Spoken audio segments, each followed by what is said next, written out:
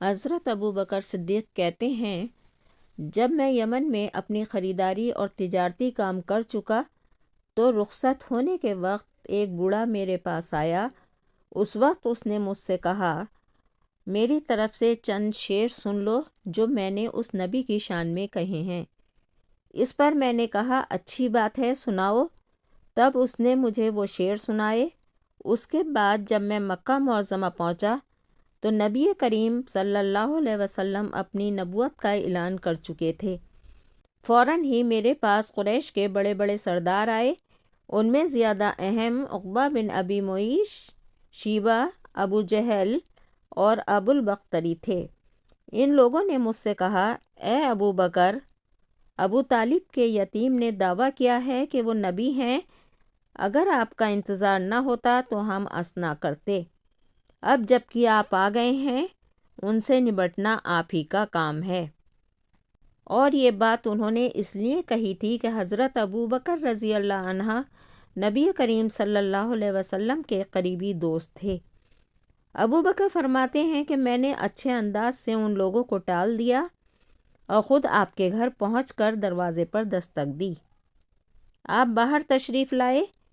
مجھے دیکھ کر آپ نے فرمایا، اے ابو بکر، میں تمہاری اور تمام انسانوں کی طرف سے اللہ کا رسول بنا کر بھیجا گیا ہوں، اس لیے اللہ تعالیٰ پر ایمان لے آؤ۔ آپ کی بات سن کر میں نے کہا، آپ کے پاس اس بات کا ثبوت ہے؟ آپ نے میری بات سن کر ارشاد فرمایا، اس بوڑھے کے وہ شعر جو اس نے آپ کو سنائے تھے۔ یہ سن کر میں حیران رہ گیا اور بولا، میرے دوست، آپ کو ان کے بارے میں کس نے بتایا؟ آپ نے ارشاد فرمایا، اس عظیم فرشتے نے جو مجھ سے پہلے بھی تمام نبیوں کے پاس آتا رہا ہے۔ حضرت ابو بکر صدیق رضی اللہ عنہ نے عرض کیا، اپنا ہاتھ لائیں، میں گواہی دیتا ہوں کہ اللہ کے سوا کوئی معبود نہیں اور یہ کہ آپ اللہ کے رسول ہیں۔ آپ میرے ایمان لانے پر بہت خوش ہوئے، مجھے سینے سے لگایا، پھر کلمہ پڑھ کر میں آپ کے پاس سے واپس آ گیا۔ مسلمان ہونے کے بعد حضرت ابو بکر صدیق نے جو سب سے پہلا کام کیا وہ تھا اسلام کی تبلیغ۔ انہوں نے اپنے جاننے والوں کو اسلام کا پیغام دیا، انہیں اللہ اور اس کے رسول کی طرف بلایا۔ چنانچہ ان کی تبلیغ کے نتیجے میں حضرت عثمان بن عفان مسلمان ہوئے۔ حضرت عثمان نے اپنے باپ دادا کا دین چھوڑ کر محمد کا دین قبول کیا۔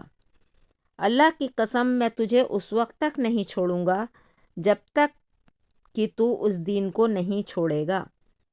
ان کے چچا نے جب ان کی پختگی اور ثابت قدمی دیکھی تو انہیں دھوئیں میں کھڑا کر کے تکالیف پہنچائیں۔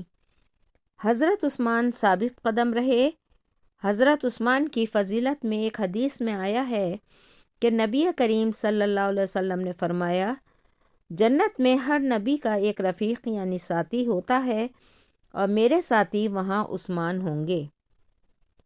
ان کی بات سن کر حضرت عثمان غنی نے فرمایا، اللہ کی قسم، میں اس دین کو کبھی نہیں چھوڑوں گا۔ حضرت ابو بکر صدیق نے اسلام کی تبلیغ جاری رکھی۔ ان کی کوششوں سے حضرت عثمان کے بعد حضرت زبیر بھی مسلمان ہو گئے۔ اس وقت ان کی عمر 8 سال تھی۔ اسی طرح حضرت عبد الرحمن بھی ابو بکر صدیق کی کوششوں سے مسلمان ہوئے۔